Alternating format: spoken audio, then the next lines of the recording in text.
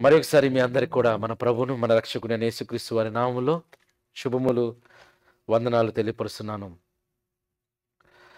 దేవుడు తన కృపను తన ప్రేమను అనుగ్రహించి ఎల్లప్పుడూ పనుల్ని నడిపిస్తూనే ఉన్నాడు. సంఘము ప్రారంభించి సుమారు 2 సంవత్సరాలు దాటి 3వ సంవత్సరం దగ్గర కూడా మనం వస్తున్నాం. దేవుడు తన కృపను అనుగ్రహించి మన కుటుంబాలు, అలాగే నూతనంగా వచ్చినటువంటి దేవుని పిల్లలు అందరూ కూడా దేవునిలో ఎదుగుతున్న విధానాన్ని బట్టి నేను దేవుని స్తుతిస్తూ ఎంతగానో ఆనందిస్తున్నాను. సంఘముగా మనమందరం దేవుని పిల్లలంగా దేవుడు మనల్ని ఇక్కడ సమకూర్చి దేవుడు మన ద్వారా తన మహిమ, తన ఘనత అనేకులకు తెలియపరచాలని మన బ్రతుకుల ద్వారా, మన జీవితాల ద్వారా ఆయన ఏర్పాటు చేసుకున్న విధానాన్ని బట్టి ఆయనకి స్తుతులు స్తోత్రాలు చెల్లిస్తూ ఉన్నాను. ఈరోజు ఒక ప్రత్యేకమైన సందర్భాన్ని మీ ముందు ఉంచాలని ఆశపడుతున్నాను. దేవుని పనిలో దీవెనలు, బ్లెస్సింగ్స్ ఇన్ గాడ్స్ వర్క్. పని అనేది మన జీవితంలో ఒక భాగం. చిన్నపిల్లలను చూస్తూ ఉంటే అనిపిస్తూ ఉంటుంది, వాళ్ళు ఏ పని చేయలేకపోతున్నారు, నిజంగా అలా ఉంటే బాగుండే అనిపిస్తూ ఉంటుంది మనకి. వంట వండవలసిన పని లేదు, బాధ్యతలు లేవు, చక్కగా హ్యాపీగా వాళ్ళు ఆనందంగా ఆడుకోవడము, చక్కగా భోంచేయడము. పని అనేది కొంచెం కష్టంగా చేయడానికి ఇబ్బందిగా ఉన్నప్పటికీ కానీ ఈ భూమి మీద పుట్టిన మనం అందరం కూడా పని చేయాలి. ఎన్ని పనులు ఉంటాయండి? మనం పుట్టిన తర్వాత ఎన్నో పనులు ఉంటాయి. సిస్టర్స్ అయితే లేవగానే ఏం పనులు ఉంటాయి చెప్పండి? ఇంటి పని, వంట పని. ఆ 2 పనులు అయిపోయిన తర్వాత ఆఫీస్ పని. ఇక బ్రదర్స్కి వచ్చేసరికి మనకేం పనులు ఉంటాయి? ఆఫీస్ పని, వ్యాపార పనులు, ఇంటి పనులు, పిల్లల పనులు. పనులు అనేది మన దైనందిన జీవితంలో ఒక భాగం. పని. ఆఫీస్కి వెళ్ళినప్పుడు ఆఫీసులో కూడా పనులు ఉంటాయి. ఆఫీసులో పనులు ఉంటాయి.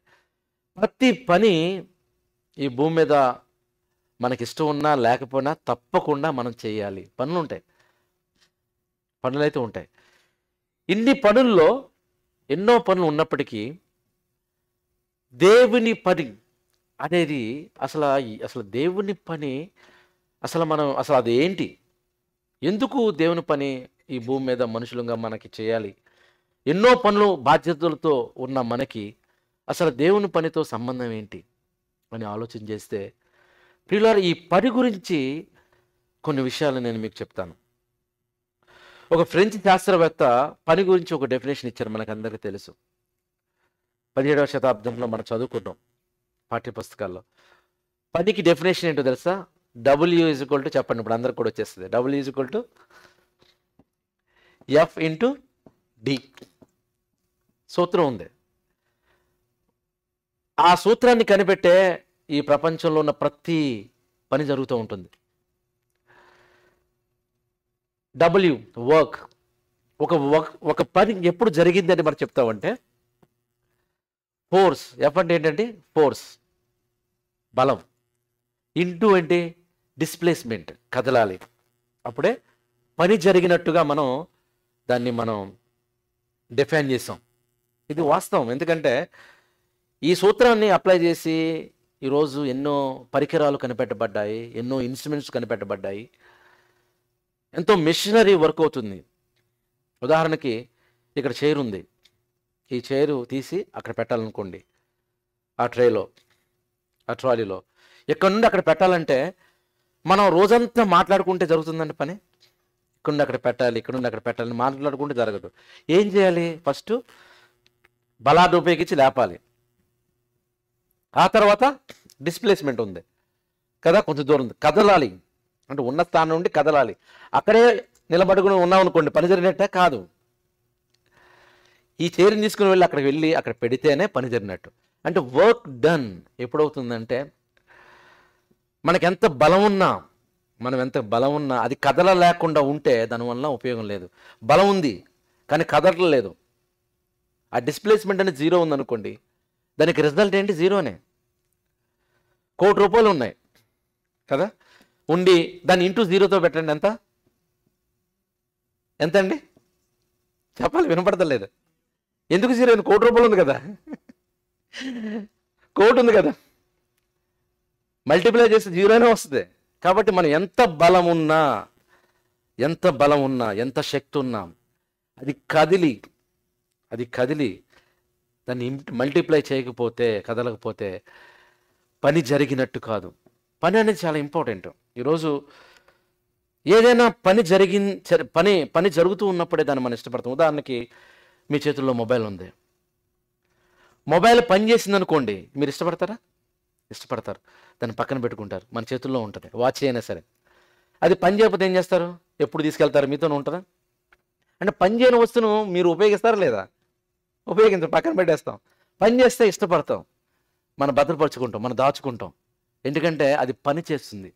ఆఫీసులో కూడా నిజంగా పని చేసేవాళ్ళు అంటే ఇష్టపడతారు. బాస్ ఉన్నారు అనుకోండి, కొందరు రకరకాల వ్యక్తులు ఉంటారు ఆఫీసుల్లో.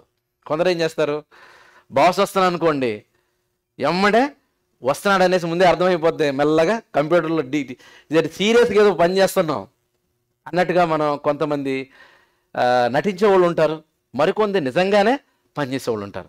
ఒకవేళ నిజంగా పనిచేసి కష్టపడుతున్నారు అనుకోండి, అతను రిజైన్ చేస్తే ఏం చేస్తారు చెప్పండి? మేనేజర్, నీకేం కావాలి చెప్పు, మీకు శాలరీ కావాలా, లేకపోతే ఇంక్రిమెంట్ కావాలా, ప్రమోషన్ కావాలా? అంటే పని చేసేవారిని ఎవరైనా ఇష్టపడతారు. అది ఒక వస్తువైనా, ఒక మనిషి అయినా. ఇది వాస్తవం, అంతేనా? ఒక వస్తువైనా, ఒక మనిషి అయినా పని చేసేవారిని ఇష్టపడతారు. పని చేయలేదనుకోండి, ఏం చేస్తారు? పని చేయకపోతే అది ఏదైనా సరే, పని చేయట్లేదు, పనికి రాని వారు. అంటే పనికి రాని వారు, పనికి అంటే పనికి చేయడానికి రానివారు, పనికి రానివారు, పని చేయట్లేదని రకరకాలుగా మనం అంటూ ఉంటాం. పని చేసేవారిని ఒక వర్క్ లైఫ్లో కావచ్చు, సమాజంలో కావచ్చు, ఎక్కడైనా వాళ్ళకి గౌరవం ఉంటుంది, వారిని మనం అప్రిషియేట్ చేస్తాము. ఎలాగైతే వారికి ఒక మంచి మన్నన ఉంటుందో, ఈ భూమి మీద పని అనేది ఎంత ఇంపార్టెంటో దేవుడు కూడా మన జీవితంలో పని పెట్టాడు. ఇది అర్థం కావాలి. ఈ పని అనేది ఈ భూమి మీద బ్రతుకున్నప్పుడు మాత్రమే మనం చేస్తాం. ఒక వ్యక్తి ఈ భూమి మీద చనిపోయాడు అనుకోండి, సమాధి పెట్టెలో పెడతారు. అతను పెద్ద ఆర్కిటెక్ట్ కావచ్చు, లేకపోతే అతని చేతులతో ఎంతో మంచి మంచి వంటలు కొన్ని 100 మందికి వండొచ్చు. చనిపోయిన తర్వాత ఆ యొక్క శరీరం దగ్గరికి వెళ్ళి, లేకపోతే శవం దగ్గరికి వెళ్ళి, నువ్వు ఎన్నో వంటలు వండావు కదా, ఒక్కసారి నీ చెయ్యి పైకి లేపు అంటే లేపగలడా? లేపలేడు. మాట్లాడగలదా? మాట్లాడలేడు. దేహం కదలగలదా? కదలలేదు. అంటే పని ఎంత ఉన్నా తను పని చేయలేడు, ఒక నిర్జీవ దేహంగా ఉంటుంది. అందుకే బైబిల్లో ఒక మాట ఉంటుందండి, సొలొమోను మహాజ్ఞాని, ఆయన పని గురించి ఒక మంచి ఇన్స్పిరేషన్ వర్డ్ చెప్తూ ఉంటాడు. ఏంటంటే, ఈ భూమి మీద ఉన్నప్పుడే నువ్వేం చేయాలని చెప్తున్నాడు. ఒకసారి మనం చూద్దాము. ప్రసంగి గ్రంథము 9వ అధ్యాయము 10వ వచనం. ప్రసంగి గ్రంథం 9వ అధ్యాయము 10వ వచనం. చేయుటకు నీ చేతికి వచ్చిన ఏ పనైనను శక్తి లోపము లేకుండా చేయము. చేయుటకు నీ చేతికి వచ్చిన ఏ పనైనను శక్తి లోపం లేకుండా చేసే ఈ భూమి మీద బతుకున్నప్పుడే. ఎందుకంటే నీవు పోవు పాతాళమందు పని అయినను, ఉపాయమైనను, తెలివైనను, జ్ఞానమైనను లేదు. అంటే బ్రతికున్నప్పుడే పని చేయాలి. ఈ భూమి మీద విడిచిపెట్టిన తర్వాత ఎన్నో పనులు లిస్ట్ ఉన్నా సరే ఉపయోగం లేదు, మనం చేయలేం. చాలామంది ఎన్నో పనులు ఉంటాయి, కానీ ఈ లోకాన్ని విడిచిపెట్టి వెళ్ళిపోతే మరి ఆ లిస్ట్ అంతా ఎవరు చేస్తారు? తను చేస్తారా? చేయలేడే, అంతే. ఒక శాస్త్రవేత్త అంటాడు, అసలు పనుల లిస్ట్ అంట ఎక్కడున్నాయి అంటే ఈ భూమి మీద కాదండి, సమాధులు, దొడ్డులో అంటాడు. ఎందుకంటే పాపం వాళ్ళందరూ నిద్రిస్తున్నారు, వాళ్ళు ఎన్నో పనుల మీద ఉన్నారు, కానీ అవన్నీ చేయకుండా అక్కడే వాళ్ళు ఈ లోకాన్ని విడిచిపెట్టి వెళ్ళిపోయాడు అని ఒక వ్యక్తి అంటాడు. కనుక ఈ భూమి మీద ఉన్నప్పుడే శక్తి లోపము లేకుండా చెయ్యము. ఎందుకంటే ఈ లోకం విడిచిపెట్టిన తర్వాత పని చేయాలన్నా పని ఉండదు. అప్పుడు పని చేయాలన్నా పని లేదు. భూమి మీద బ్రతుకున్నప్పుడే పని ఇచ్చాడు, అప్పుడే చేయాలి అని జ్ఞాని అయిన సొలొమోను మహారాజు ఈ లోకంలో ఉన్న మానవాళికి ఆయన చెప్తూ, చేయుటకు నీ చేతికి వచ్చిన ఏ పని అయినను నీ శక్తి లోపం లేకుండా చేసే ఈ భూమి మీద. What ever you hand fines to do it. పని చేయి అని చెప్తున్నాడు. ఈ భూమి మీద మనం చేయాలి. మనకున్నాయి ఈ భూమి మీద. అసలు మనిషిని దేవుడు ఎందుకు పుట్టించాడు? అసలు దేవుడు కూడా పని చేశాడు. మీకు గుర్తుంది, 6 దినములు ఏముందని, 6 దినములు పని చేసి 7వ దినమున విశ్రమించాను. దేవుడు పని చేశాడు 6 దినాలు. ఈ మహావిశ్వాన్ని బ్రహ్మాండాన్ని కలుగు చేయడానికి ఆయన పని చేశాడు. 6 దినాలు పని చేశాడు. పని చేసి చేసి చేసి చివరిగా మానవుణ్ణి కూడా చేశాడు. మానవుని కూడా చేసి 6వ దినమందు ఆ తర్వాత ఆయన విశ్రాంతిలోకి వెళ్ళిపోయాడు. విశ్రాంతిలోకి వెళ్ళాలంటే ఏ పని పాట లేకుండా హ్యాపీగా పరలోకాలు ఆయన పడుకుంటున్నారని అర్థం కాదండి. 6వ దినాన మనిషిని చేశాడు. మరి మనిషి ఎందుకు చేశాడు చెప్పండి? అసలు మనిషిని ఎందుకు చేశాడు? ఈ లోకంలో ఉన్న ప్రతి వస్తువుకి ఒక పర్పస్ ఉంటుంది. మొబైల్ ఉందనుకోండి, పర్పస్ ఉందా? పర్పస్ ఉంది. దీన్ని మంచికి ఉపయోగించవచ్చు, చెడుకి ఉపయోగించవచ్చు. మంచిగా ఉపయోగించవచ్చు, చక్కగా దేవుని పాటలు వినొచ్చు, దేవునికి సంబంధించి చేయొచ్చు, లేకపోతే మన కెరీర్కి సంబంధించి నేర్చుకోవచ్చు, ఎడ్యుకేషన్ సంబంధించిన కోర్సులు నేర్చుకోవచ్చు, మంచికి చేరవచ్చు, చెడుకు కూడా ఉపయోగించవచ్చు. దీనికి ఎడిక్షన్ అయిపోవచ్చు, అసహ్యకరమైనటువంటి దృశ్యాలు చూడవచ్చు, ఇష్టానుసారంగా టైం అంతా దీనికే వేస్ట్ చేసి ఎడిక్షన్ కూడా అయిపోవచ్చు. ప్రతి దాంట్లో మంచి ఉంటుంది, చెడు ఉంటుంది. కానీ మనం దేనికి ఉపయోగిస్తున్నాం అన్నది వాస్తవం. ఏదైనా సరే, ఇప్పుడు మైకు ఒక పర్పస్, దేనికది? ఇది యాంప్లిఫైర్లోకి వెళ్ళి దాంట్లో అవుట్పుట్లో వస్తుంది. యాంప్లిఫైర్కి ఒక పర్పస్, సౌండ్ సిస్టమ్కి ఒక పర్పస్, ఆఖరికి పీపీటీ ప్రజెంటర్కి ఒక పర్పస్. ప్రతిదానికి ఒక పర్పస్ ఉన్నప్పుడు ఈ భూమి మీద మనిషిని చేశాడు కదా దేవుడు. మనిషిని చేసినప్పుడు మనిషికి కూడా పుట్టించినప్పుడు మనిషికి ఏమన్నా పర్పస్ ఉందా? ఎందుకు చేశాడు దేవుడు? ఎందుకు మనిషిని దేవుడు పుట్టించాడు? ఒకసారి చూద్దాం. ఎఫెసీయులకు రాసిన పత్రిక 2వ అధ్యాయము 10వ వచనం. ఎఫెసీయులకు రాసిన పత్రిక 2వ అధ్యాయము 10వ వచనం. ఎఫెసీయులకు రాసిన పత్రిక 2వ అధ్యాయం 10వ వచనము. మరియు వాటి యందు మనము నడుచుకొనవలనని దేవుడు ముందుగా సిద్ధపరిచిన సత్క్రియలు చేయుటకై మనము క్రీస్తు యేసునందు సృష్టింపబడిన వారమై ఆయన చేసిన పని అయి ఉన్నాం. దేవుడు పని చేశాడు, మనల్ని సృష్టించాడు. తల్లి గర్భంలో ఉన్నప్పుడు అవయవాలు ఒక్కొక్కటి రూపించబడుతున్నప్పుడు ఆయన తన గ్రంథములో రాసుకున్నాడంట. ఆయన గ్రంథంలో రాసుకున్నాడు. ఒక్కొక్క అవయము, కన్ను, ముక్కు, కాలు, కనుబొమ్మలు, ఒక్కొక్క అవయము రూపించబడుతుండగా దేవుడు అవన్నీ చూసి, మనల్ని చూసి ఆయన మురిసిపోతూ ఆనందంతో, ఇదిగో నా కుమారుడు అని ఆయన గురించి, మన గురించి ఆయన రాసుకున్నాడు తన గ్రంథంలో. ఈ మొబైల్ ఉంది కదా, ఈ మొబైల్ ఒక దాని పర్పస్ ఉన్నప్పుడు ఆ పర్పస్ తగ్గట్టు కాకుండా, ఇక్కడ ఏదన్నా మేకు ఉందనుకోండి, ఏదన్నా మేకు రంధ్రం చేయాలనుకోండి, ఏదన్నా హ్యాంగ్ చేయడం కోసం, సుత్తులాగా ఇది ఉపయోగిస్తే ఏమైనా ఉపయోగం ఉందండి? దీన్ని సుత్తులాగా ఉపయోగించవచ్చా? ఉపయోగించకూడదు. దానికి వేరేది ఉంటుంది, హ్యామర్. అంటే ఏ పరికరాన్ని దేనికి ఉపయోగించాలో దానికే ఉపయోగించాలి. ఒక్కొక్క దానికి ఒక్కొక్క పర్పస్ ఉన్నప్పుడు ఆ పర్పస్కి ఉపయోగిస్తేనే ఆ పర్పస్ ఫుల్ఫిల్ అయినట్టు. దానికి ఉపయోగించకుండా వేరే దానికి ఉపయోగించాలనుకోండి, పర్పస్ ఫుల్ఫిల్ అవుద్దా? అవదు. అలాగే దేవుడు ఈ భూమి మీద మనల్ని పుట్టించాడు, మనల్ని సృజించాడు.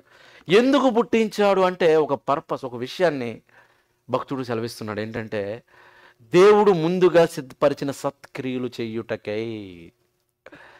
క్రియలు, పనులు, సత్క్రియలు, సత్య సంబంధమైన పనులు చేయుటకై మనము క్రీస్తు యేసునందు సృష్టింపబడిన వారమై ఉన్నాము, ఆయన పని అయి ఉన్నాము అని దేవుడు మనకి సెలవిచ్చాడండి. కాబట్టి ఈ భూమి మీద మనకి ఎన్నో పనులు ఉన్నప్పటికీ అవన్నీ మనం చేసుకోవాలి, తప్పదు. అందులో ఆనందం ఉంటుంది. చేసే పని ఆనందంగా చేయొచ్చు, బాధతో కూడా చేయొచ్చు. మన యాటిట్యూడ్ అనేది ఎలా ఉంటుందో అనేది చాలా ఇంపార్టెంట్. ఒకసారి ఒక బాబు అలా సంఘానికి, చర్చ్కి వస్తూ ఉన్నప్పుడు అక్కడ ఒక ఇద్దరు ముగ్గురు వర్కర్స్ ఒక చర్చిని కడుతున్నారంట. చర్చిని కడుతున్నప్పుడు అతను అడిగాడంట, బాబు ఒక ముగ్గురు ఉన్నారు మ్యాన్, ముగ్గురు మనుషులు ఉన్నారు. ఒక వ్యక్తిని అడిగాడు, ఏంటి మీరు ఏం చేస్తున్నారు అడిగినప్పుడు అతను మొహం చాలా చిట్లిచ్చుకుని అలా పక్క తిప్పేసి సమాధానం చెప్పలేదంట.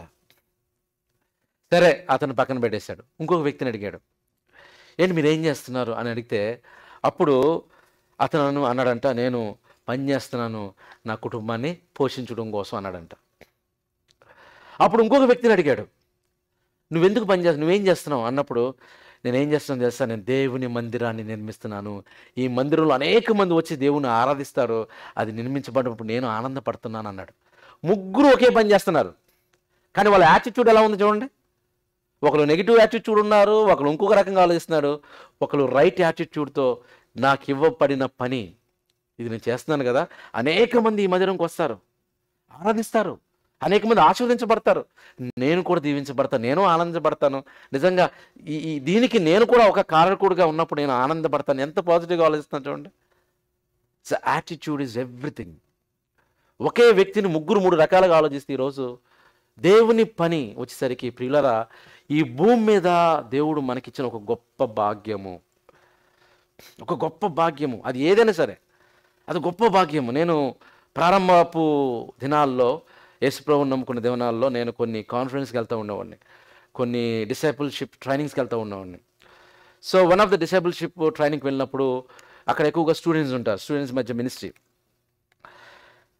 ఆ రోజు నేను వెళ్ళాను, అక్కడితో అందరితో కూడా నేను మాట్లాడుతున్నప్పుడు నిజంగా అక్కడ కొంతమంది బాత్రూమ్ బాగా కడుగుతున్నారు, అక్కడ ఉన్న అన్ని ఊడుస్తున్నారు, బ్రదర్స్ సిస్టర్స్ అందరూ నేను చూసి చాలా బాగా పని చేస్తున్నారు కదా అనుకున్నాను. ఆ తర్వాత నేనేం చేయాలా అని అన్నప్పుడు ఏవో చెప్పారు నాకు, నేను చేశాను. తర్వాత వచ్చి నేను కూర్చున్నాను కాన్ఫరెన్స్ హాల్లో. కూర్చుంటే నిజంగా నాకు ఆశ్చర్యం అనిపించింది. ఆ తర్వాత అక్కడ ఉన్నటువంటి దైవజనులు వీళ్ళందరూ చెప్తున్నారు, అక్కడ బాత్రూమ్లు కడిగిన వాళ్ళు, అక్కడ తుడిచిన వాళ్ళందరూ ఎవరనుకుంటే సామాన్య వ్యక్తులు కాదు, వాళ్ళు డిప్యూటీ కలెక్టర్స్ ఉన్నారు, డాక్టర్స్ ఉన్నారు, ఇంజనీర్స్ ఉన్నారు అన్నప్పుడు నిజంగా వాళ్ళు ఏమనుకున్నారంటే లోకంలో మాకు ఎంతో కావచ్చు, ఎంతో పేరు ప్రతిష్ఠ ఉండొచ్చు, కానీ దేవుని సన్నిధిలో దేవుని పిల్లల కోసం కొంతమంది వంటగదిలోకి వెళ్ళి వండుతున్నారు. లేడీస్ వీళ్ళందరూ నార్మల్గా ఏదో పని చేయడానికి వచ్చారు అనుకుని నాకు తెలియదు. అప్పుడు చెప్పడు వీళ్ళందరూ పని చేయడానికి వచ్చిన వాళ్ళు కాదు, they are well educated and professionals. అందులో డాక్టర్స్, దాన్ని మీకు అందరికి తెలిసి ఉండే Union Evangelical Students of India అనే ఒక ఆర్గనైజేషన్స్ ఉంది, దాంట్లో కొంతకాలం నేను దాంట్లో ఉన్నప్పుడు నిజంగా దాంట్లో అందరూ కూడా ఎవరు ఉంటారంటే వీళ్ళ స్టాఫ్ వర్కర్స్గా చదువుకున్న వాళ్ళు, engineers, doctors, well educated people వాళ్ళే స్టాఫ్ వర్కర్స్గా ఉంటారు. స్టూడెంట్స్ యూనివర్సిటీలో ఉన్న ప్రతి ఒక్కరు కూడా వాక్యాన్ని చెప్తూ ఉంటారు. కాన్ఫరెన్స్లో ఉన్నప్పుడు వీళ్ళందరూ కష్టపడతారు, వీళ్ళే వంట వండుతారు, వీళ్ళే తుడుస్తూ ఉంటారు అన్నప్పుడు నిజంగా చాలా ఇన్స్పైర్డ్గా అనిపించింది. నేను వాళ్ళతో కూడా జాయిన్ అయ్యి నేను ఎంతవరకు చేయాలో చేయాలో చేస్తూ ఉండేవాడిని. మా లెక్చర్ కూడా నన్ను బాగా ప్రోత్సాహపరిచేవారు. ఆయన అంటూ ఉండేవాడు, ఒకటనేవాడు, దేవుని పనిలో ఉండు, దేవుడు నీ పనిలో ఉంటాడని. ఎప్పుడు అది నాకు బాగా అతను ఇంగ్లీష్ లెక్చర్, తను ఏంటంటే ఎప్పుడు నేను ఆసక్తి ఉందానని కాలేజీల్లో కానివ్వండి వీటిల్లో నాకు అప్పుడు ఏం తెలియదు, నేను అప్పుడే వచ్చాను. ఎంతగా నన్ను అతను ఎంకరేజ్ చేసేవాడంటే ఆ టీచర్ లెక్చరరు ఇంటికి తీసుకుని వెళ్ళేవాడు, నైట్ భోజనం పెట్టేవాడు. స్కూల్ అయిపోయిన తర్వాత ఎక్కడో నేను ఇంటర్మీడియట్లో ఎక్కడో హాస్టల్లో రెసిడెన్షియల్ స్కూల్లో చదువుకుంటే వాళ్ళ ఇంటికి తీసుకుని వెళ్ళి స్కూల్లో మరి నన్ను గమనించి ఇలా భక్తి ఉందని కొంచెం ఏదో ఉందని గమనించి ఇంటికి తీసుకుని వెళ్ళి చక్కగా దేవుని మాటలు చెప్పి తన పడుకున్న దగ్గర పక్కనే నన్ను పడుకోబెట్టుకునేవాడు.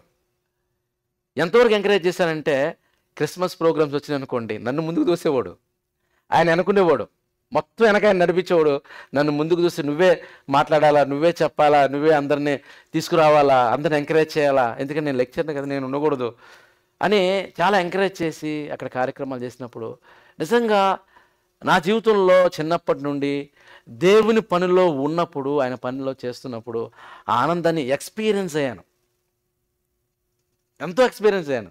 నిజంగా ఇది ఒక భాగ్యం కదా అని అనిపించేది. దేవుని పని అనేది ఒక భాగ్యం. ఈరోజు మనకి ప్రమోషన్ వచ్చిందనుకోండి ఏమనుకుంటాం, నాకు అవసరం లేదనుకుంటారా చెప్పండి? అమ్మో చాలా గంతులేస్తాం, ఎందుకంటే ప్రమోషన్ వచ్చిందంటే శాలరీ కూడా ఇంక్రిమెంట్ కూడా పెరుగుతుంది, గ్రేడ్ పెరుగుతుంది.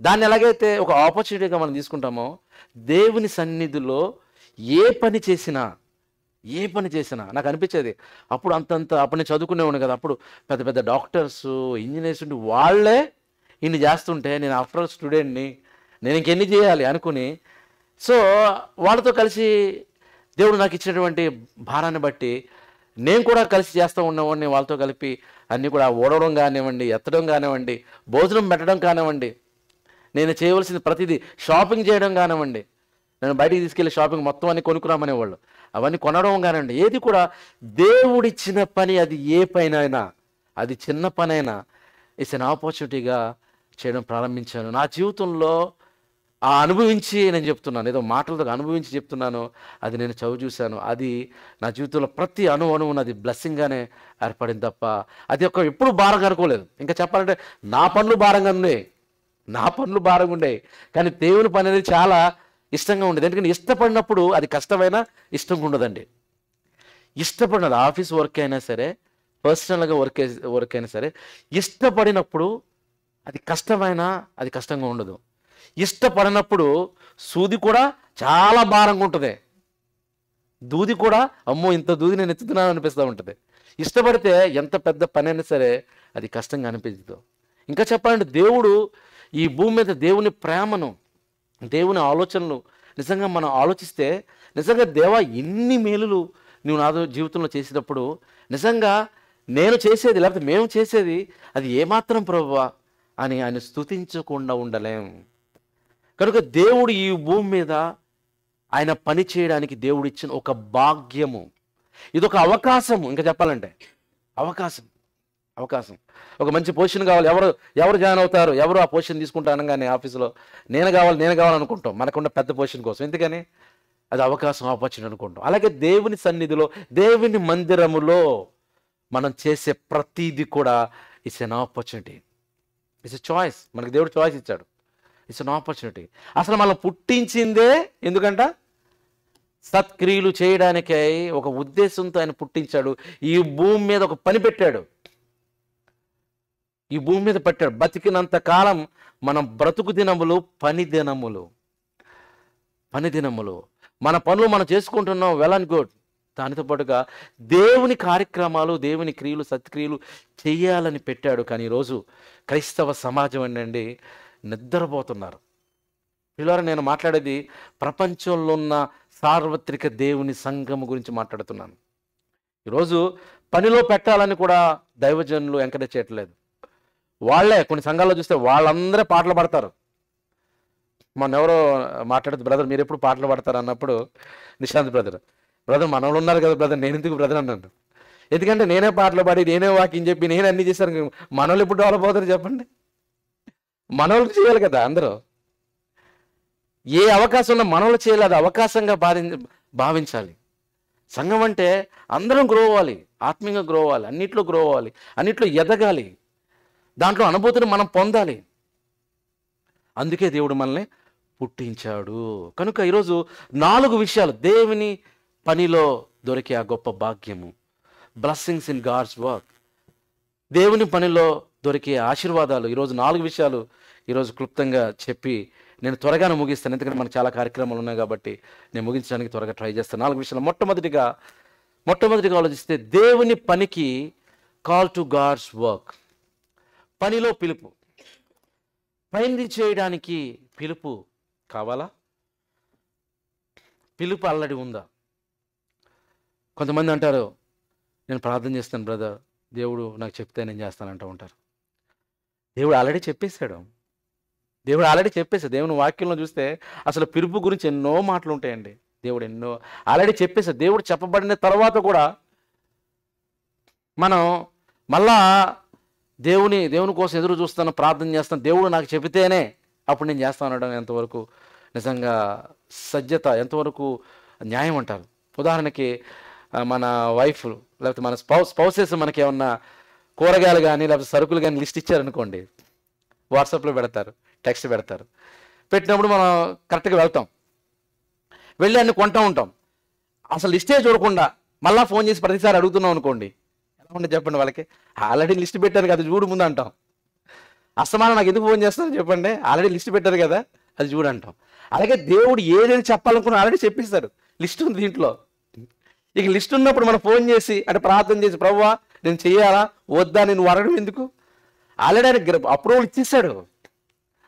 ఆ అప్రూవల్ మనం తెలుసుకోవాలంటే అప్రూవల్ ఉన్న సంగతి మనకు తెలియదు కాబట్టి ఇంకా అప్రూవల్ కోసం ఎదురు చూస్తూ ఉన్నాం. ఒక వచనాన్ని మీకు చూపిస్తాను.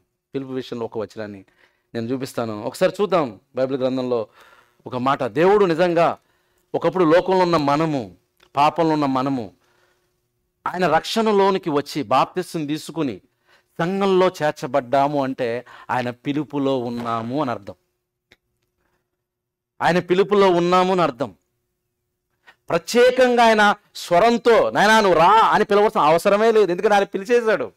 సంఘము అంటే పరిశుద్ధుల సమూహము, క్రీస్తు రక్తము చేత కడగబడిన వారు మనమే సంఘము. గోడలు కాదు, కుర్చీలు కాదు, ఈ రూఫ్ కాదండి, మనమే సంఘం. ఈ సంఘంలో మనం అందరూ సభ్యులుగా ఉన్నామంటే దేవుని పిలుపులో ఉన్నాము. దేవుని ప్రజలుగా, దేవుని జనాంగముగా, దేవుని సొత్తుగా దేవుడు ఆల్రెడీ పెట్టేశాడు. ఎందుకు పెట్టాడో తెలుసా? ఈ భూమి మీద సంఘం అనేది ఒక వెలిగించబడిన దివిటి, ఒక క్యాండిల్. ఆరిపోయిన క్యాండిల్ వెలిగించాలంటే ఎవరు వెలిగిస్తారు చెప్పండి? ఒక ఆరిపోయిన క్యాండిల్ ఇంకొక ఆరిపోయిన క్యాండిల్ వెలిగించగలదా? వెలిగించలేదు. ఏ క్యాండిల్ వెలిగించగలదు? వెలుగుతున్న క్యాండిల్ మాత్రమే. ఆరిపోయిన క్యాండిల్ అంటే ఆత్మీయంగా ఎదిగి చల్లారిపోయినా వెలిగించగలదు. ఒకవేళ వెలగలేకుండా ఉన్నా సరే వెలిగించగలదు. దేనికి కెపాసిటీ ఉంటుంది? వెలుగుతూ ఉన్న ఒక దివిటీకి, ఒక క్యాండిల్కి ఎలాగైతే ఉంటుందో, సంఘంలో ఉన్న దేవుని పిల్లలుగా మనం అందరం కూడా వెలుగులో ఉన్నవారం. మనకు మాత్రమే దేవుడు గొప్ప అవకాశం ఇచ్చాడు. దేవుని సన్నిధిలో, దేవుని సంఘములో, దేవుని కార్యక్రమాలు చేసే భాగ్యము మనకిచ్చాడు. ఇది దేవదూతలకు ఇవ్వలేదు, జంతువులకు ఇవ్వలేదు, పక్షులకు ఇవ్వలేదు. ఎవరికి ఇచ్చాడు? తన స్వరూపంలో తన ఆత్మతో చేసుకున్న మనకు మాత్రమే దేవుడిచ్చాడు. కాబట్టి ఎప్పుడైతే సంఘంలోకి నువ్వు వచ్చావంటే ఆయన పిలుపులోనికి వచ్చావు. ఆయన పనిలో ఉండవలసిన బాధ్యత ఆల్రెడీ దేవుడు మనకి ఇచ్చేసి. ఒకసారి చూద్దాం, ప్రార్థన ఒకసారి మనం వాక్యాన్ని చూద్దాం. 1 పేతురు రాసిన పత్రిక 2వ అధ్యాయం 9వ వచనం. అయితే మీరు చీకటిలో నుండి ఆశ్చర్యకరమైన తన వెలుగులోనికి మిమ్మును పిలిచిన ఒకప్పుడు ఎక్కడున్నారు? చీకట్లో ఉన్నారు, లోకంలో ఉన్నారు, పాపంలో ఉన్నారు. కానీ ఇప్పుడు ఎక్కడికి వచ్చారు? సంఘంలోకి వచ్చారు, రక్షణ తీసుకున్నారు, బాప్తిసం పొందారు, దేవుని మందిరంలో మీరు ఉంటున్నారు, దేవుని ఆరాధిస్తున్నారు.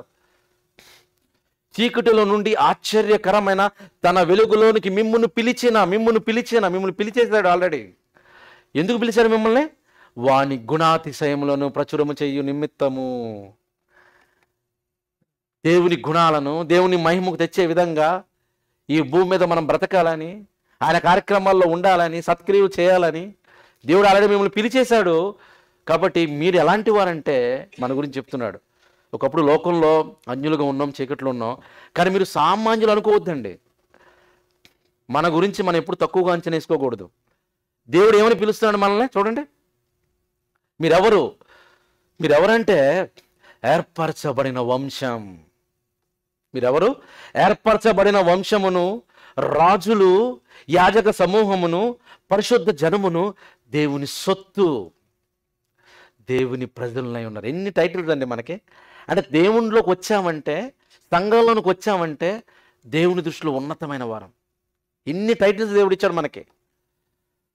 మనమే రాజులం, మనమే యాజకులం, మనమే దేవుని సొత్తు, మనమే దేవుని ప్రజలము. ఇన్ని బిరుదులు ఇచ్చాడు. ఎందుకు ఇచ్చాడు చెప్పండి? ఎందుకు ఇచ్చాడు? చిన్నప్పుడు పిల్లలు స్కూల్కి వెళ్ళకుండానే చక్కగా ఏబిసిలు చెప్పేసి మంచిగా చదువుతున్నాను అనుకోండి, ఏమనుకుంటాం? వీడు స్కూల్కి వెళ్ళకుండానే చక్కగా ఏబిసిలు చెప్పేస్తున్నాడు, పదాలు చెప్పేస్తున్నాడు, పద్యాలు చెప్పేస్తున్నాడు, స్కూల్కి వెళ్తే ఇంకెన్ని చేస్తాడో అనుకుంటాం కదా, అనుకో.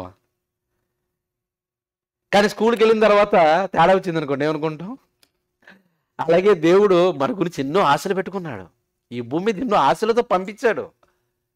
మన మీద ఎన్నో ఆశలు పెట్టుకున్నాడు. నీ మీద, నా మీద ఎన్నో ఆశలతో ఈ భూమి మీద దేవుడు మనల్ని పంపించాడు. పంపించి ఆయన అంటున్నాడు, మీరు రాజులు, మీరు యాజకులు, మీరు పరిశుద్ధ జనాంగము, సొత్తు. ఎప్పుడు మనం పాపలమే అనుకుంటాం. ఇప్పుడు నేను పురుగు వంటి వాడిని అని ఒకప్పుడు అన్నాళ్ళండి యాకోబు. ఎప్పుడు అలాగే అనుకోకూడదు. ఒకప్పుడు మనం ఎలాంటి వాళ్ళం అంటే రాజులం, యాజకులం, ఆయన వంశం, దేవుని ప్రజలు. అంటే ఎన్ని బిరుదులు ఇచ్చాడు. ఎందుకంటే అక్కడ ఉంటుంది కదా, వాని గుణాతిశయములను ప్రచురము చేయు నిమిత్తము. దేవుణ్ణి ప్రచురం చేయాలి అందు నిమిత్తము. కాబట్టి ఎలా ప్రచురం చేయాలి? ఎలా ప్రచురం చేయాలి? ఆయన సంఘము ద్వారా, బైబిల్లో ఉంటుంది కదా, ఎఫెసీయులకు రాసిన పత్రికలో ఉంటుంది, సంఘము ద్వారా నానా విధములైన ఆయన గుణాతిశయాలను ఈ లోకానికి, చీకటిన లోకానికి ప్రచురింప చేయాలని దేవుడు ఏర్పాటు చేసుకున్నాడు ఈ భూమిని పుట్టించమను. ఆ సంఘంలో మనం ఉన్నాం. కాబట్టి సంఘంలో ఇది ఏది ఉన్నా సరే ఆ పని ఎవరికి చేస్తున్నట్టండి? నాకు చేస్తున్నా చెప్పండి, లేకపోతే వేరే వ్యక్తులు చేస్తున్నట్టు? దేవునికి చేస్తున్నట్టు. అంటే దేవునికే, నిజంగా దేవునికి చేస్తున్న పనిగా ఉందంటే ఎంత రెస్పాన్సిబిలిటీగా ఉంటుందండి. ఒకసారి ఒక ఎంప్లాయీ రిటైర్మెంట్ దగ్గరికి వచ్చేసింది.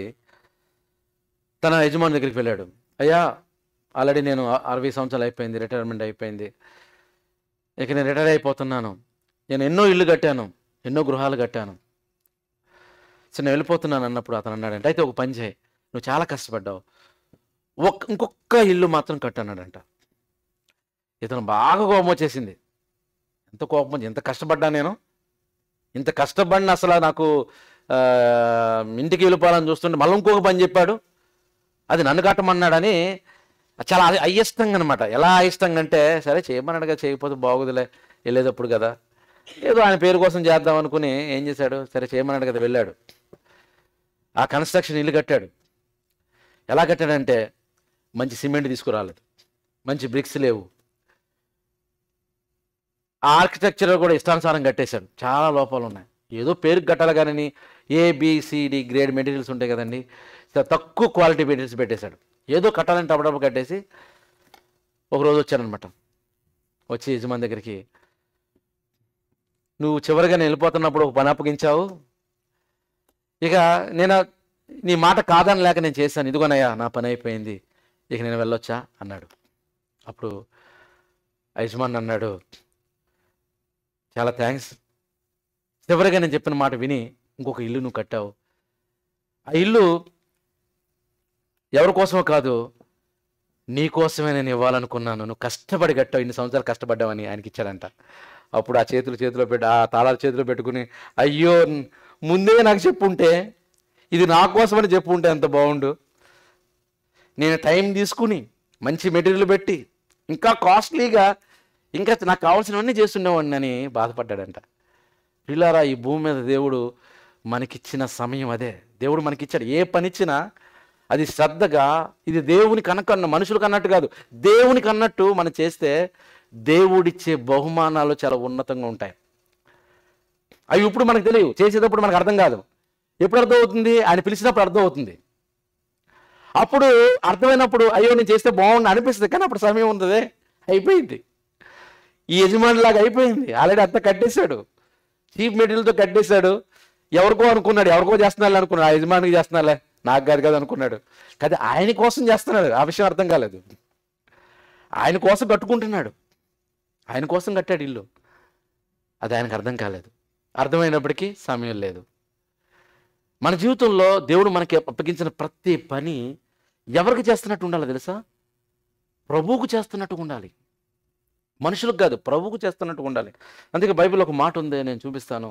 కొలసీయులకు రాసిన పత్రిక 2వ అధ్యాయము 23వ వచనం చూస్తే, కొలసీయులకు రాసిన పత్రిక 3వ అధ్యాయము 23వ వచనం, ప్రభు వలన స్వాస్థ్యమును ప్రతిఫలముగా పొందుదమని ఎరుగుదుము గనుక, ఇల్లులాగా అనమాట. ఇల్లు అనేది స్వాస్థ్యం అనుకోండి, ఇక్కడ చెప్పండి భూ సంబంధంగా. దేవుడు మనకేమైపోతున్నాడంట? స్వాస్థ్యము. అది ఎలా వస్తుంది? ప్రతిఫలముగా, ఒక రివార్డుగా దేవుడు ఇవ్వబోతున్నాడు.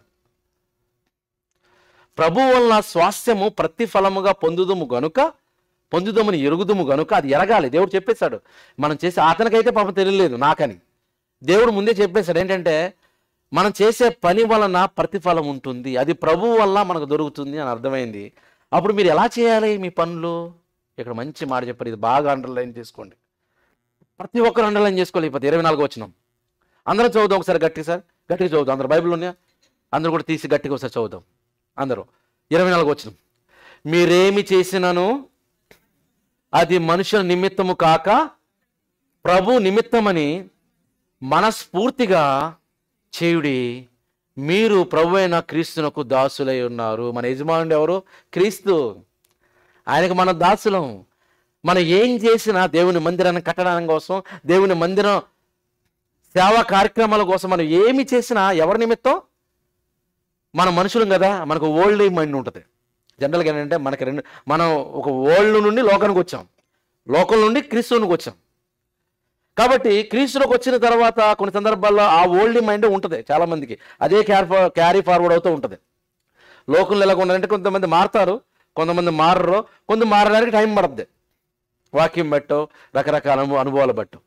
కాబట్టి ఇంకా ఓల్డ్ మైండ్ సెట్ ఉన్నానుకోండి, ఏమనుకుంటారంటే ఎందుకు చేయాలి, లేకపోతే ఆయన కోసం చేస్తున్నాం, పాస్టర్ గారికి వస్తుంది, దీనివల్ల నాకు ఏమైనా లాభం ఉందా, మనకి ఎన్నో పనులు ఉన్నాయి ఈ భూమి మీద అని రకరకాలుగా మనం అనుకుంటాం. కానీ ప్రియులారా, దేవుడు ముందుగానే చెప్పాడు, ప్రభువు వల్ల మనం స్వాస్థ్యము పొందుదాము ఎరుగుదుము కనుక మనం ఏం చేయాలి? మీరేమి చేసినాను అది మనుషుల నిమిత్తము కాక, అంటే మనుషులుగా చేస్తున్నామని కాక ఏం చేయాలి? మనస్ఫూర్తిగా, అయిష్టంతో వద్దు, మనస్ఫూర్తిగా ఎవరికి చేయాలి? మన ప్రభువుకు చేయాలి.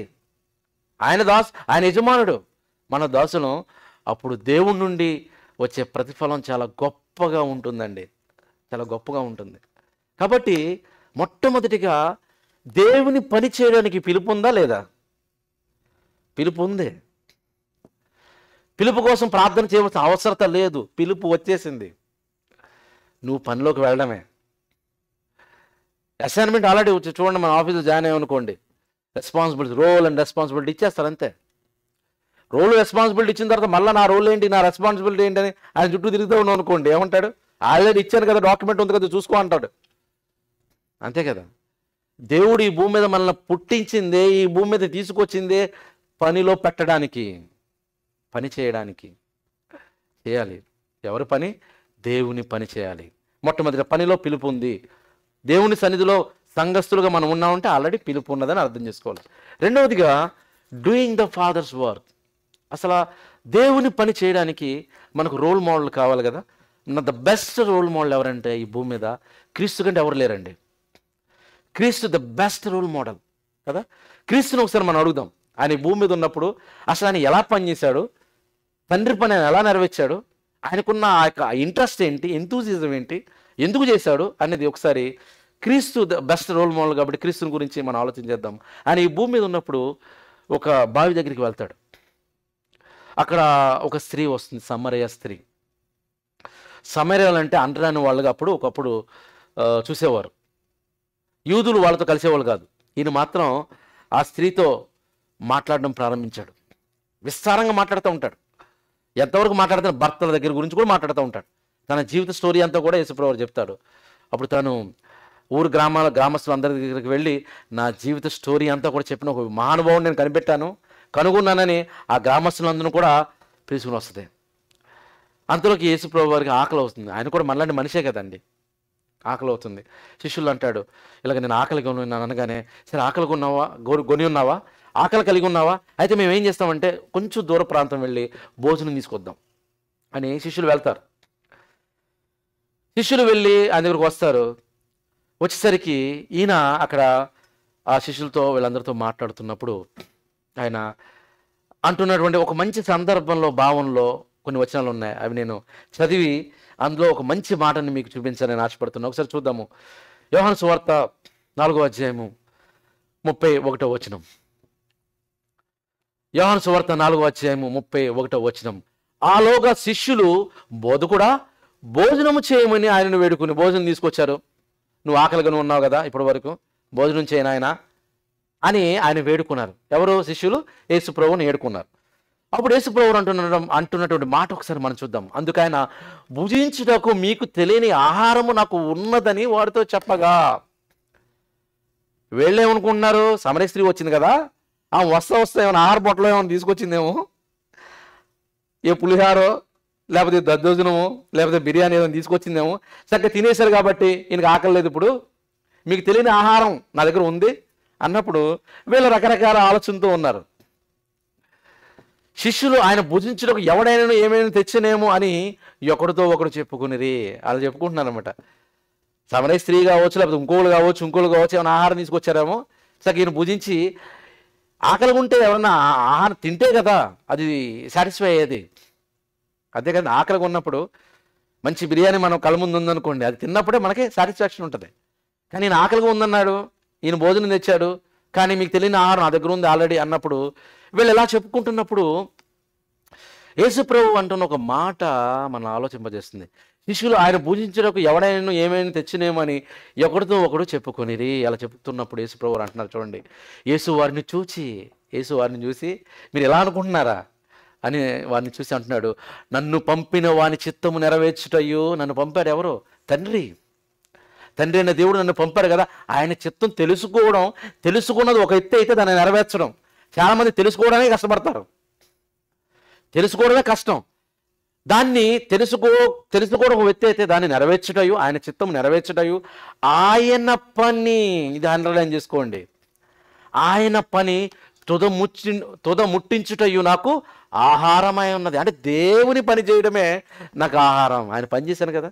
ఈరోజు ఆమెకు వాక్యం చెప్పాను, సువార్త చెప్పాను, మారింది. తన గ్రామస్తులకి టెస్టిమనీ తీసుకుని వచ్చి ఎంతోమంది తీసుకుని వచ్చింది. చాలు, నా కడుపు నిండిపోయింది. చూడండి, అంటే దేవుని పని చేస్తే ఆహారం కూడా తిన్నట్టుగా అని చెప్పాడు. ఆయన పని తుదముట్టించుటయు నాకు ఆహారమై ఉన్నదన్నాడండి. యేసుప్రభువు వారు ఈ భూమి మీద పుట్టిన తర్వాత ఆయనకు అర్థమైంది. ఆయన 12 సంవత్సరాలు అప్పటి నుండే దేవాలయంలో కూర్చుని మాట్లాడుతున్నప్పుడు వెళ్ళారు. పస్కా పండుగ వచ్చినప్పుడు వెళ్ళినప్పుడు మరియ గారు అలాగే తండ్రి యోసేపు గారు అందరం తీసుకుని వెళ్ళినప్పుడు అక్కడ తప్పిపోయారు. నా కొడుకు లేడని మరియ గారు అటు ఇటు వెతుకుతూ ఉన్నారు. అంతలో కొడుకు ఎక్కడున్నారు? యేసుప్రభువు వారు మందిరంలో కూర్చొని మాట్లాడుతున్నారు. మందిరంలో కూర్చొని మాట్లాడుతున్నప్పుడు అడావుడిగా తల్లి వచ్చేసి ఆ ప్రేమతో, నువ్వు ఇక్కడ ఏం చేస్తున్నావు? మేము నీకోసం ఎదుగుతున్నాం, మేము ఎక్కడ ఎదుగుతున్నాం, అక్కడ ఎదుగుతున్నాం, రండి ఇంటికి వెళ్ళిపోదాం రండి అన్నప్పుడు ఆయన అంటున్న మాట, ఆయన ఎప్పుడంటే 12 సంవత్సరాలప్పుడు అంటున్న మాట ఒకసారి మనం చూద్దాం. 2వ అధ్యాయం 49వ వచనం. ఆయన మీరేలా నన్ను వెదుగుచుంటిరి? ప్రశ్న. ఆయన మీరేలా నన్ను ఎదుగుచుంటిరి? నేను నా తండ్రి పనుల మీద నుండవలనని మీరెరుగరా అని ఆయనతో చెప్పాను. ఏ పని మీద అండి? ఏ పని మీద? ఆయనకు అర్థమైంది, ఈ భూమి మీద నేను వచ్చానంటే ఒక పని ఉంది. ఈ భూమి మీద వచ్చానంటే ఒక పని ఉంది.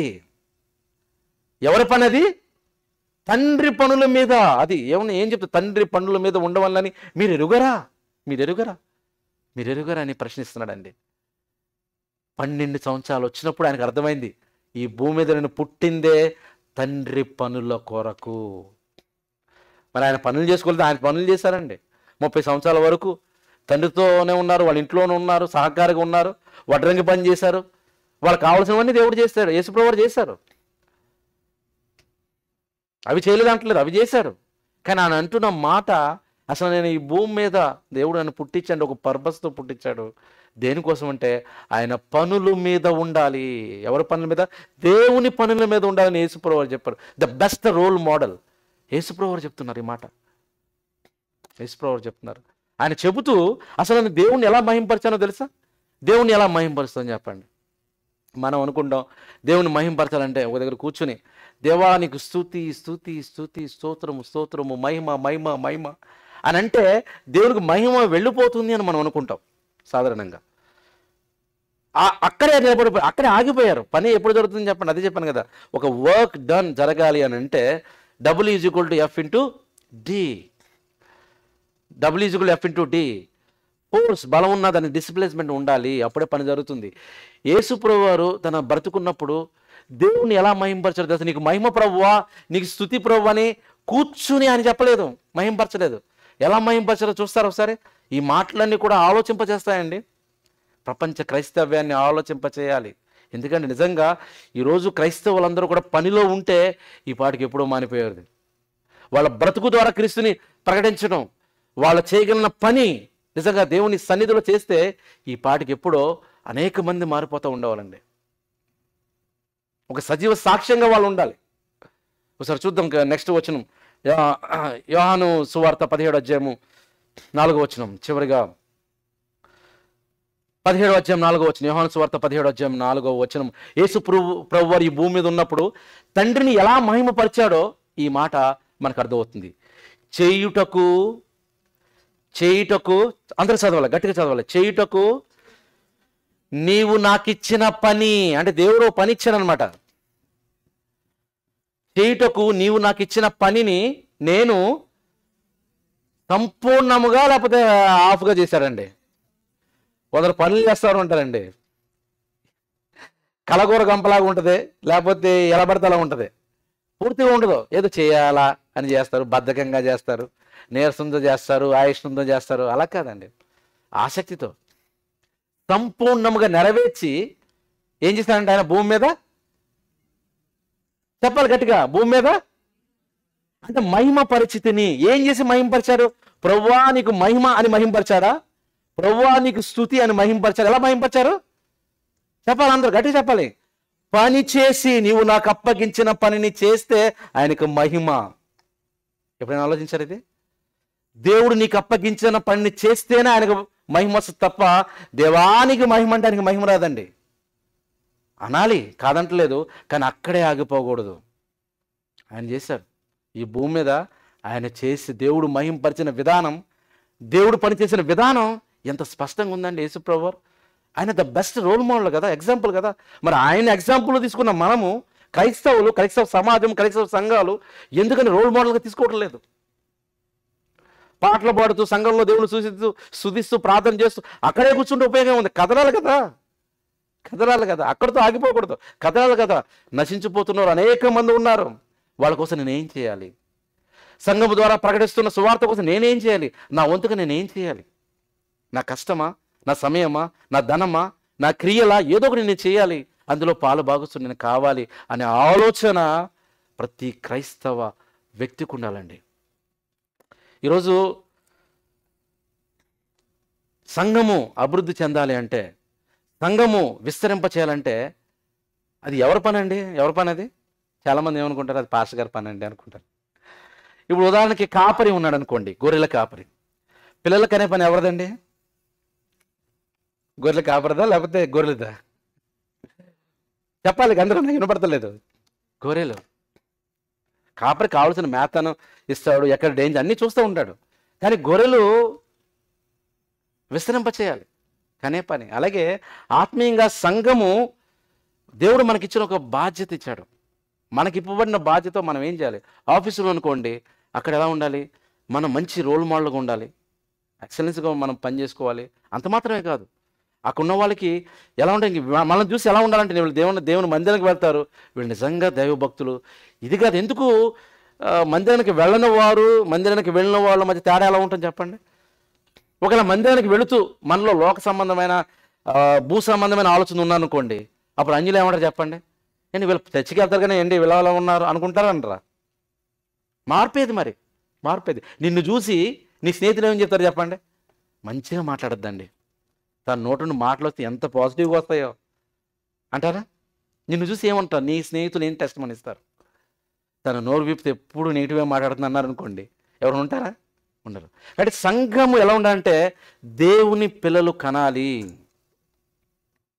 అంటే ఆత్మల రక్షణకై పాటుపడ. నువ్వు వర్క్ ప్లేస్లో ఉన్నా, నువ్వు బయట ఉన్నా, ఎక్కడున్నా, నీ క్యారెక్టరు, నీ మాట, నీ చూపు, నీ నడవడిక, అంత మాత్రమే కాదు, దేవుని పట్ల ఆసక్తి కలిగి మనం చేసే పని, ఇవన్నీ కూడా కనీసం ఒక్కరిని, 100 మంది అవసరం, ఒక్కరిని నా జీవితంలో నేను ఒక్కరిని ప్రభువులోకి నడిపించాలి చాలు అనే ఒక చిన్నది తీసుకున్న చాలండి. అలా ఆలోచిస్తే నిజంగా మనం ఎంతో దేవుని సంఘంగా చేయడానికి అవకాశం ఉంటుంది. మనం గమనిద్దాం. ఇక్కడ రెండవదిగా చూస్తే దేవుని పని చేయడానికి యేసుప్రభు వారు ఒక మంచి రోల్ మోడల్గా ఉన్నారు. ఒక సమరయ స్త్రీని మార్చేశారు ఆయన మాటలు చెప్పి. ప్రియులారా, మనం ఎలా ఉంటున్నాం అనేది ఆలోచించాలి. నేను ముగిస్తాను. మూడవదిగా God's rewards for faithful servant. నమ్మకమైన పనిచేసే వారికి దేవుడు ఏం చేస్తాడు? రివార్డ్స్ ఇస్తాడు. ఒకసారి ఈ భూమి మీద ఉన్నప్పుడు ఒక యజమానుడు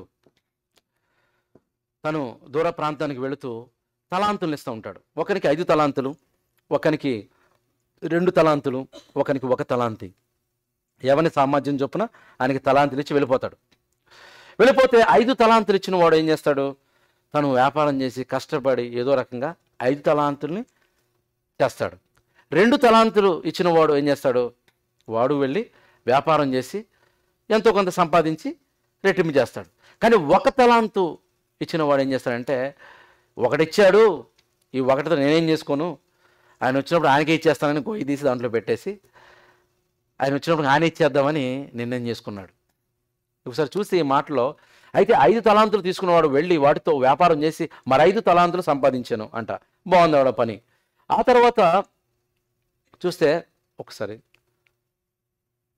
చూడు. ఆ తర్వాత 2 తలాంతులు తీసుకున్నవాడు వెళ్ళి తాను ఏం చేశాడంటే, 2 తీసుకున్నవాడు మరి 2 సంపాదించాడు. ఆ తర్వాత 1 తలాంతు తీసుకున్నవాడు వెళ్ళి ఏం చేశాడంటే భూమిని త్రవ్వి యజమాని సొమ్ముని దాచిపెట్టాడు. అప్పుడు యజమానుడు వచ్చాడు. బహు కాలమైన తర్వాత లెక్కలు చూడడానికి దేవుడు వచ్చాడు. యజమానుడు వచ్చాడు. ఆ యజమానుడు వచ్చి ఏం చేశారు మీరు అన్నప్పుడు ఒక్కొక్కరు ఒక విధంగా చెప్తూ ఉంటారు. 5 తలాంతులు వాడు తీసుకొచ్చిన వాడు వచ్చి ఏం చేస్తాను, నేను కష్టపడి సంపాదించి 5 చేశాను అన్నప్పుడు ఆ యజమానుడు ఏమన్నాడు, బలా నమ్మకమైన మంచి దాసుడా అన్నాడు.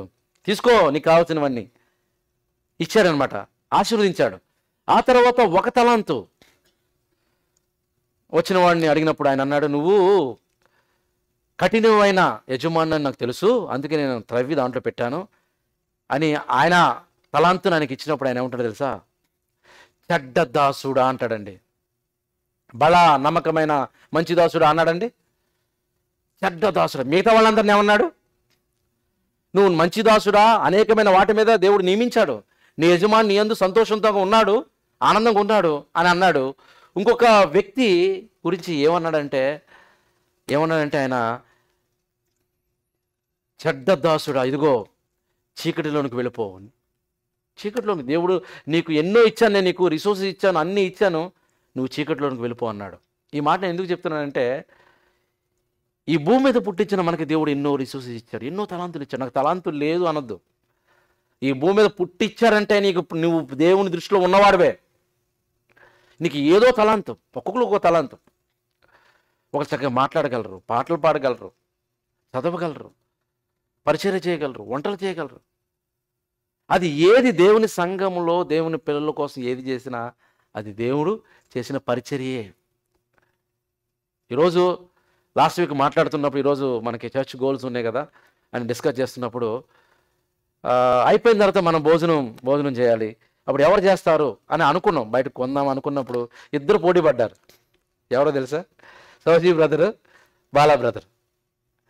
ఫైనల్గా సౌజీ బ్రదరు మరి వాళ్ళు కష్టపడి వంటలు చేస్తారు. ఎవరి కోసం, దేవుని సంఘానికి, దేవుని పిల్లలకు.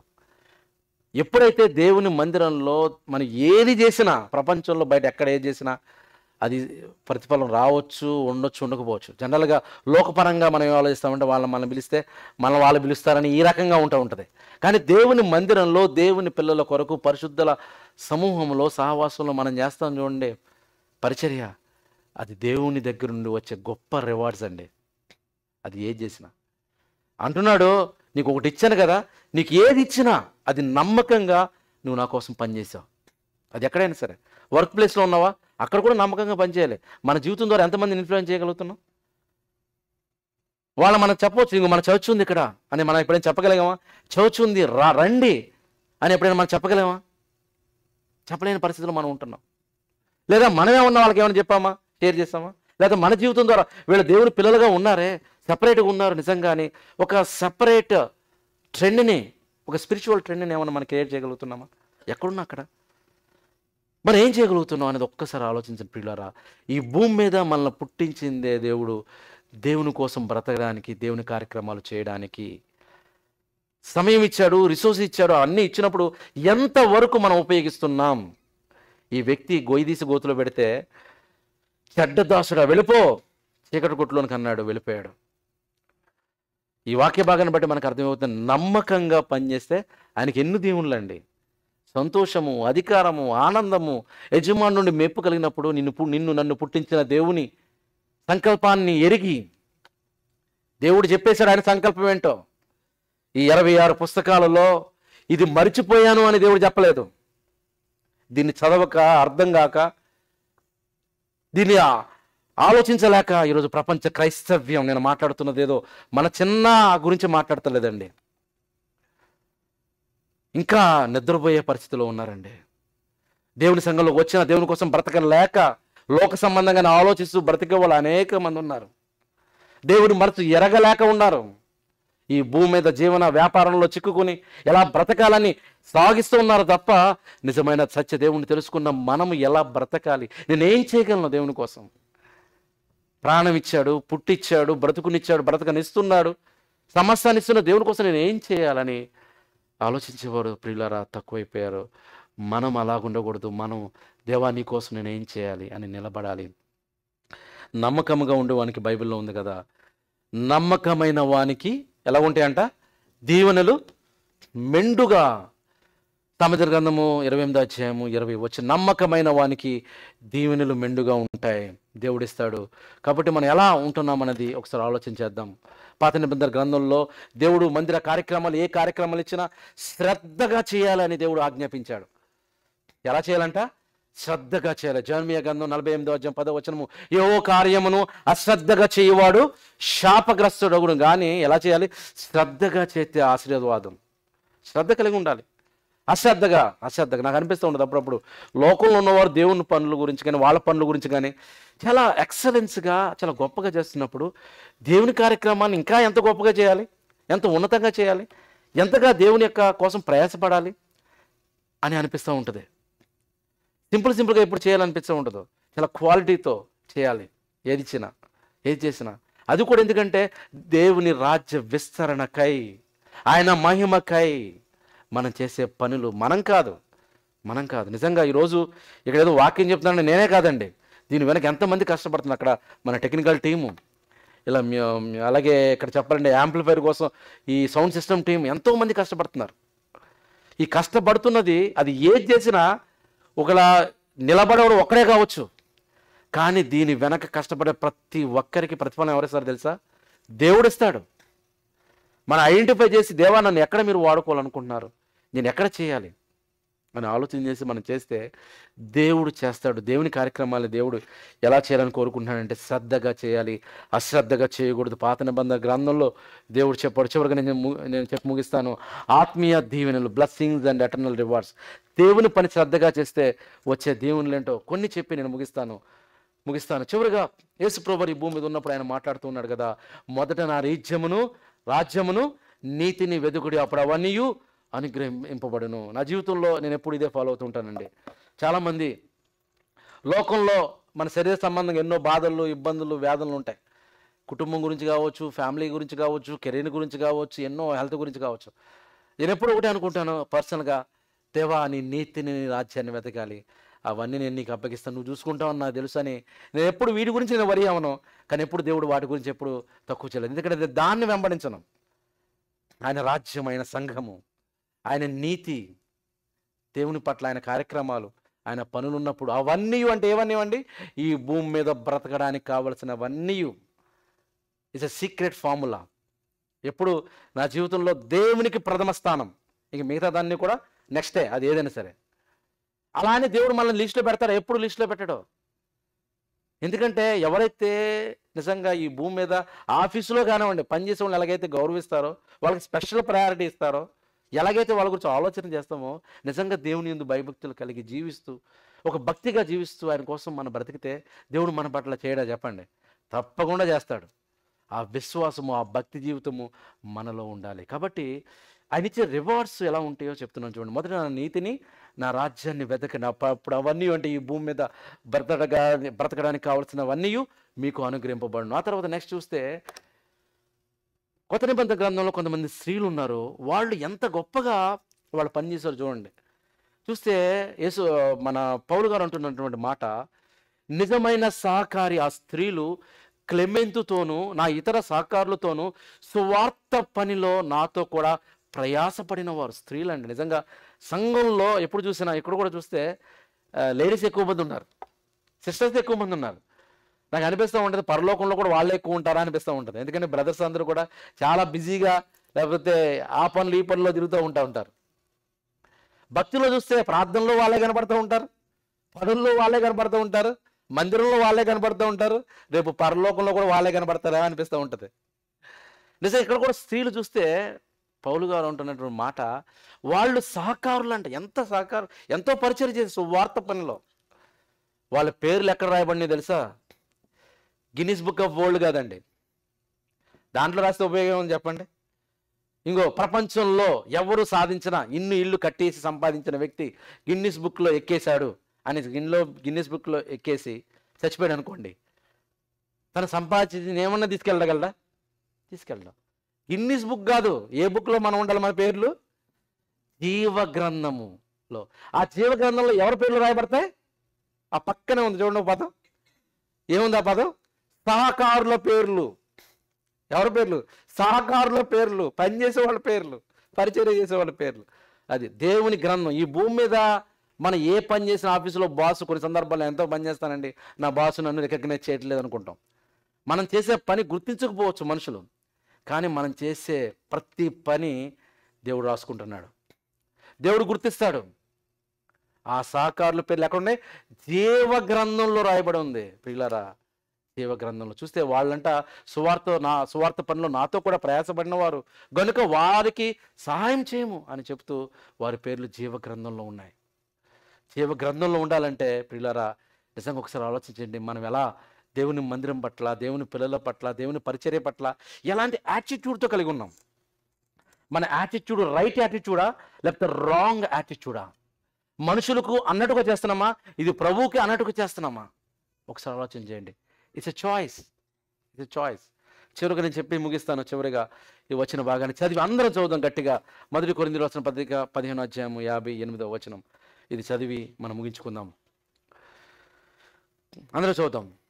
కాగా నా ప్రియ సహోదరులారా, మీ ప్రయాసము ప్రభునందు వ్యర్థము కాదని ఎరిగి స్థిరులను కదలని వారును ప్రభు కార్యాభివృద్ధి యందు ఎప్పటికీ ఆసక్తులై ఉండు. ఎంత అద్భుతంగా ఉందండి. సంగమా, దైవజనులారా, దేవుని పిల్లలారా, సోదర సోదరీమణులారా, మీ ప్రయాసము ప్రభునందు వ్యర్థము కాదు. నువ్వేం చేసినా అన్నం వడ్డించినా, అన్నం వండినా, సౌండ్ సిస్టంలో ఉన్నా, టెక్నికల్ టీంలో ఉన్నా, ఆఖరికి చైర్స్ ఇక్కడ తీసుకుని అక్కడ పెట్టినా, దేవుని మందిరం కోసం మనం చేసే ప్రతి ప్రయాస, దేవుని సువార్త కోసం మనం చేసే ప్రతి ప్రయాస అది వ్యర్థము కాదని ఎరిగి స్థిరులను కదలని వారును ప్రభు కార్యాభివృద్ధి యందు ఎలా ఉండాలి? ఆసక్తి కలిగిన వారే ఉండాలి. ఎప్పుడు? అప్పుడప్పుడా? ఎప్పుడండి? ఎప్పటికీ అని చూడండి. ఎప్పటికీ. నిజంగా అలాంటి ఆసక్తి మన జీవితంలో ఉంది. ఒకసారి ఆలోచన చేయండి పిల్లరా. నీ జీవితంలో ప్రభు మందిరం పట్ల, దేవుని పరిచర్య పట్ల, దేవుని పని పట్ల ఎలాంటి ఉంది? ఆసక్తి ఉందా లేదా? It's your choice. మన జీవితంలో రివార్డ్స్ కావాలి, బ్లెస్సింగ్స్ కావాలి, దేవుని జీవ గ్రంథం మన పేరు రాయబడాలి. ఈ భూమి మీద ఒక్కరిగానే వచ్చాము, వెళ్ళేటప్పుడు గుంపులుగా వెళ్ళిపోతాం చెప్పండి? గుంపులుగా వెళ్ళిపోతాం చెప్పండి? ఎన్నో నేను సంపాదించాను, ఈ భూమి మీద ఇంతమంది మనుషులు సంపాదించాను, ఇన్ని ఆస్తులు సంపాదించాను, అన్నీ తీసుకెళ్ళిపోతానని అనుకుంటారు. కుదురుతుందా? పోనీ వెళ్తూ ఇంత సంపాదించాను కదా, ఎవరిని అంటే నువ్వు వచ్చే నాతో పాటు కానీ అడగండి ఎవరన్నా స్నేహితుల్ని. రారు. భర్త వస్తుందా, భార్య వస్తుందా, పిల్లలు వస్తారా? నువ్వు ఒక్కడ వెళ్ళిపోతావు. అప్పుడప్పుడు అంటూ ఉంటారు, ఏం వచ్చామండి ఈ భూమి మీద, ఏమీ తీసుకెళ్ళామంటారు. తప్పది. ఈ భూమి మీద నువ్వేమీ తీసుకెళ్ళామంటారు కదా, తప్పు. అంటే ఈ భూమి మీద కష్టపడి డబ్బులు సంపాదిస్తే అది తీసుకెళ్ళలేవు, ఇల్లు అవి తీసుకెళ్ళావు, కానీ ఒకటి తీసుకెళ్తామండి. ఏంటో తెలుసా? అది బైబిల్లో ఏముంటుంది తెలుసా? నీ క్రియలు నీ వెంట వస్తాయి, వాని క్రియలు వాని వెంట వస్తాయి, నీ పనులు వస్తాయి. అంటే ఈ భూమి మీద ఏం రావు, నువ్వు ఏం చేసినా ఈ లోకంలో అది నీకు రాదు, కానీ నువ్వు చేస్తావు చూడండి దేవుని కోసం, ఆ పనులు నీ వెంట వస్తాయి. తీర్పు దినమందు దేవుడు నిలబెడతాడు, అప్పుడు దేవుడు నీకు ఇస్తాడు, నీ ఒక్కడికే ఇస్తాడు అవార్డు. ఎందుకంటే ఒక్కడిగా వచ్చావు, పుట్టించాడు, ఆయుష్కాలాన్ని ఇచ్చాడు, ఆరోగ్యాన్ని ఇచ్చాడు, చివరికి ఒక్కడే వెళ్తావు, దేవుడు నిలబెడతాడు, అడుగుతాడు, అప్పుడు నువ్వు దేవుని యొద్ద నుండి పొందుకుంటావా లేదనేది it's your choice, it's my choice. ఎలా మన యొక్క యాటిట్యూడ్ ఎలా ఉంది ఆలోచన చేయండి. God's work in blessings. దేవుని పనిలో ఆశీర్వాదాలు ఇన్నున్నాయి. ఆ ఆశీర్వాదాలకు మీరు వారసులు కావాలని దేవుడు కోరుకుంటున్నారు. అలా ఉన్నారా లేదని ఒక్కసారి మనం పరిశీలన చేసుకుని మనం ముగించుకుందాం. అందరూ కూడా లేచి నిలబడినట్లయితే ప్రార్థనతో ఈరోజు కార్యక్రమాన్ని మనం ముగించుకుందాం. దేవాని ఘనమైన నామానికి స్తోత్రాలు చెల్లిస్తూ ఉన్నాం. ఇంతవరకు మమ్మల్ని నీ మాటలు వినడానికి కృప అనుగ్రహించారు. ఎంత దివ్యమైన వాక్కులు తండ్రి. నాయన, ఈ ట్రాయ్ నగరంలో ఒక చిన్నగా ఉన్న ఈ సంఘము ప్రభువా, నిన్ను సంతోషపెట్టి నీ పనిలో ఉండే నీ పిల్లలుగా ఉండాలి. నీ సంకల్పాన్ని మేము తెలుసుకున్నాం. ఆయుష్ను ఇచ్చారు. మా ఆయుష్ దినాలు తరిగిపోతున్నాయి. దేవా, యేసుప్రభు వారు ఈ భూమి మీద ఉన్నప్పుడు తండ్రి పనుల మీద ఉండవలనని మీరెరుగరా అని ఆయన ప్రబోధించారు. ఆయన మేము మా పనుల మీదే కాదు కానీ తండ్రి, ఈ భూమి మీద మీరు మాకు అప్పగించిన ప్రతి పని అది మీకు చేస్తున్నట్టుగా, నీ బిడ్డల కోసమే చేస్తున్నట్టుగా దేవా, ఆ శక్తితో ఎప్పటికీ చంచలమైన మనసుతో కాకుండా స్థిరులను కదలని వారుగా ప్రభు యొక్క కార్యాభివృద్ధి యందు ఎప్పటికీ ఆసక్తి కలిగి ఉన్నట్లు కృప అనుగ్రహించండి. సంఘంలో ఉన్న ప్రతి బిడ్డకు నీ కృప అనుగ్రహించమని ప్రార్థిస్తూ, విన్న వాక్యాన్ని దుష్టుడు తీసుకుని వెళ్లకుండా ప్రతి హృదయంలో ఫలింపచేయండి, బలపరచమని మా ప్రభును మా రక్షకుని యేసుక్రీస్తు వారి నామములో ప్రార్థన అడుగుచున్నాను తండ్రి. ఆమేన్.